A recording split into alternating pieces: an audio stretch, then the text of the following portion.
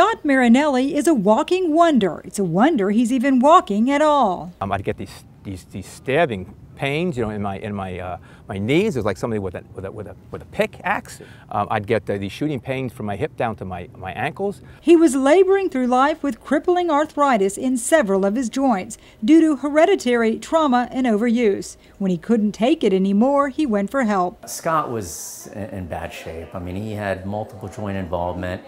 Very active guy, and he was really disabled. To return Scott to his former lifestyle, Dr. George Markovich recommended joint replacement, several of them. He had 2 bad hips, and then he had a bad knee associated with that, and then he had a bad shoulder. And nobody wants to have an operation, let's face it. And I knew it wasn't just going to be one operation, but I was probably going to have 4 of them. We went from the joint that hurt him the most and limited him the most to the one that sort of wasn't weight-bearing.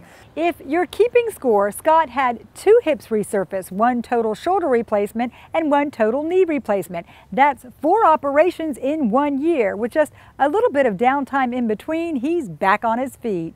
Each surgery was followed by a rehab and recovery period. Like other baby boomers, Scott had high expectations. People used to come in and say, look, I just want to get to the refrigerator and be comfortable when I'm sitting on my porch. Now people want to climb Mount Everest and jog and run half marathons. But fortunately, I think the technology and the techniques that have been refined and developed can meet that challenge. He jokes that he's a bionic man with several rebuilt joints. Together, they've made him feel like a new man. I can walk around, I can move around. I mean, I don't have to have any kind of artificial help with that. You know, I don't have to have the canes or the walkers or any of that stuff anymore. For Lee Memorial Health System, I'm Amy Osher.